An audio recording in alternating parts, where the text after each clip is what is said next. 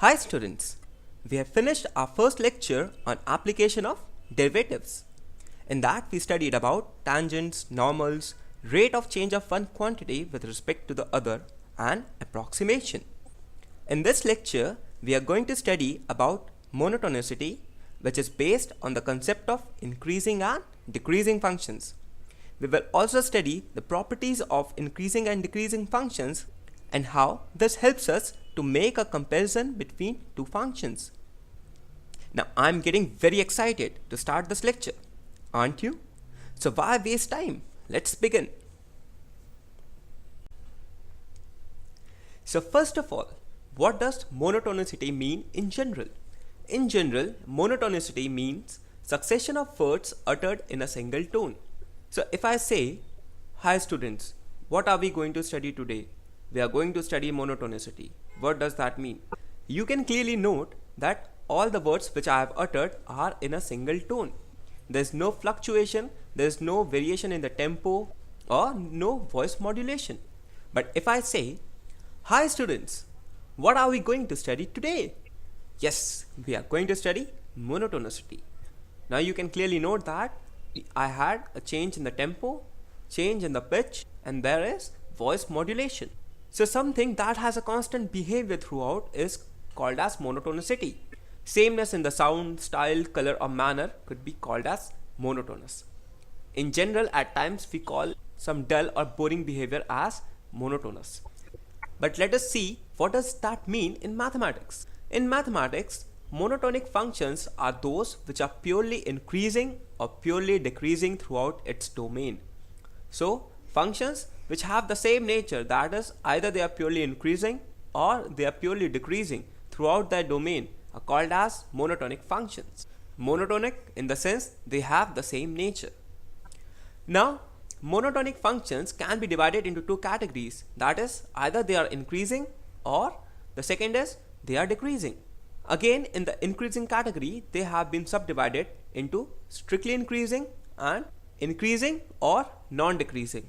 And similarly, in the decreasing category, they have been further divided into strictly decreasing and decreasing or non-increasing. So one by one, we are going to see the nature of these monotonic functions. So the first type is increasing functions. In that, we have the first one, strictly increasing function. Now what is a strictly increasing function? If x1 and x2 are points in the domain of fx such that x1 is less than x2, then if f of x1 is less than f of x2 for all x1, x2 in the domain of fx, then such a function fx is called as a strictly increasing function.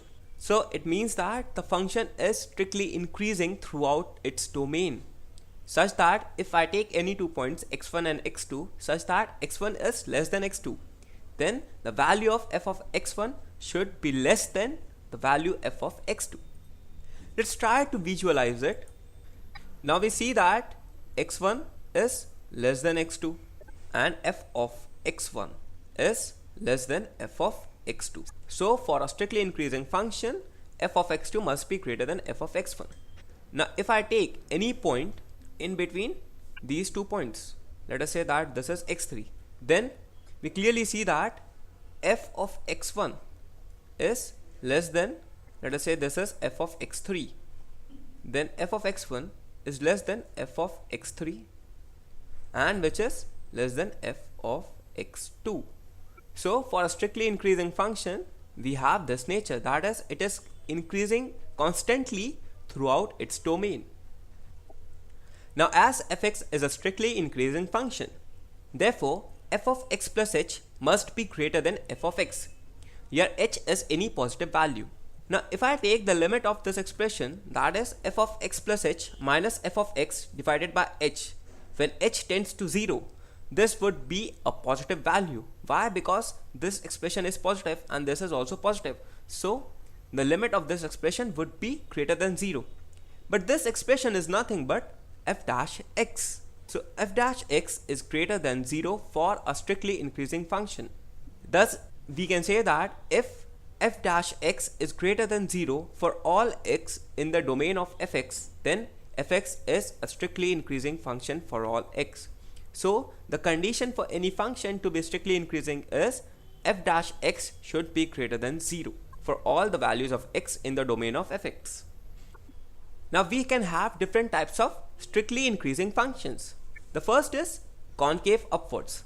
So a strictly increasing function which is concave upwards. The condition for this is, first of all, f dash x should be greater than 0 because otherwise it won't be a strictly increasing function. And secondly, f double dash x should be greater than 0. That is, the double differentiation of fx should be positive. Then we can clearly say that fx is strictly increasing and concave upwards. What is concave upwards? It is of this nature. It opens upwards. So for this type of strictly increasing function, the condition is f dash x should be greater than 0 and f double dash x should also be greater than 0. The second type of strictly increasing function is f dash x is greater than 0 and f double dash x is equal to 0. That is, the double differentiation of f double dash x is equal to 0. Then in such a case, fx is strictly increasing because f dash x is greater than 0 and it is a straight line with a positive slope.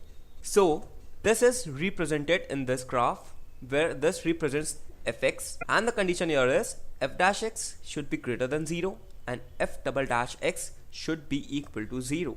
So this represents a strictly increasing function where f double dash x is equal to 0. The third type is concave downwards. So if f dash x is greater than 0 and f double dash x is less than 0, then fx is a strictly increasing function and is concave downwards. So this is the nature of fx. It is concave downwards if f dash x is greater than 0 and f double dash x is less than 0. So for such case, we say that this function is strictly increasing because as f dash x is greater than 0, and it is concave downwards because f double dash x is less than 0. The second type of increasing function is increasing or the non-decreasing function. Non-decreasing means that it is increasing or is constant at some points, but it is not decreasing. So the condition for this is if x1 is less than x2, then f of x1 is less than equal to f of x2. This is the same as strictly increasing function with the exception that there is an equality sign as well. F of x1 is less than equal to f of x2. That is, f of x1 is less than and equal to f of x2, but it cannot be greater than f of x2. So for an increasing or the non-decreasing function, if x1 is less than x2, then f of x1 is less than equal to f of x2. So let's try to understand this. So this is the graph of y equal to f of x. Here we see that for this portion it is strictly increasing. For this portion we see that this is constant, and for this portion this is again strictly increasing. Now here we say that this is a point x equal to a, the value of y for which is f of a, and for this the value is f of b. We clearly see that f of a is equal to f of b, and this entire portion is a constant function. This is constant. So for this portion it is strictly increasing, and similarly for this portion it is strictly increasing.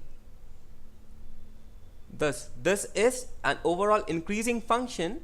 Here we see that for the points which are less than a, it is a strictly increasing function.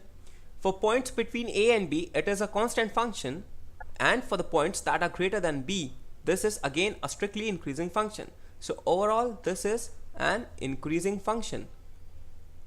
That is, it is not decreasing. It can be a constant function for some interval. So fx is an increasing function in this case. Now the second category of a monotonic function is the decreasing function, and in the decreasing function there are again two categories: the strictly decreasing function or decreasing or the non-increasing function. So first is the strictly decreasing function. If we say that x1 and x2 are the points in the domain of fx such that x1 is less than x2, then f of x1 is greater than f of x2 for all x1, x2 in the domain of fx.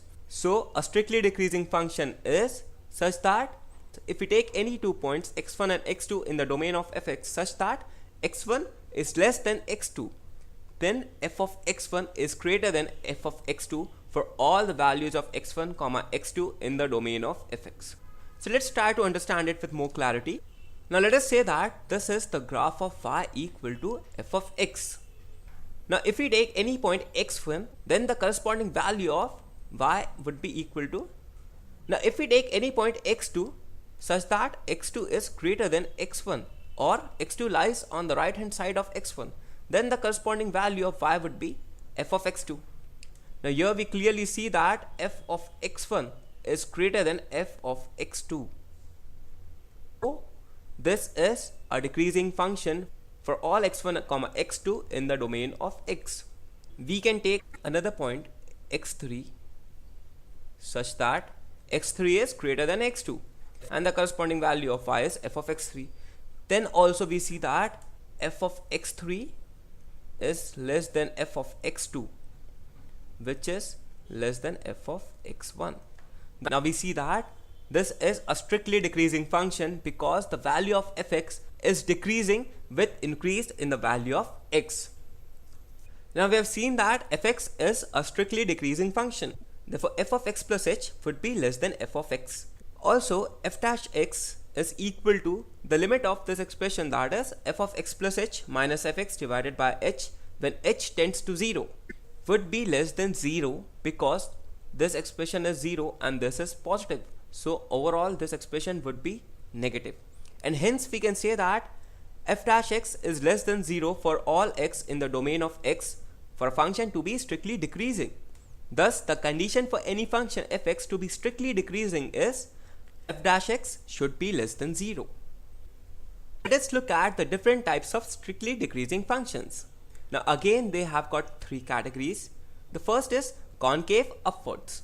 Now if f dash x is less than 0 and f double dash x is greater than 0, then fx is a strictly decreasing function and is concave upwards.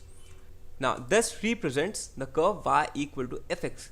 We see that this opens upwards but is a decreasing function. Thus the condition is f dash x should be less than 0 and f double dash x should be greater than 0.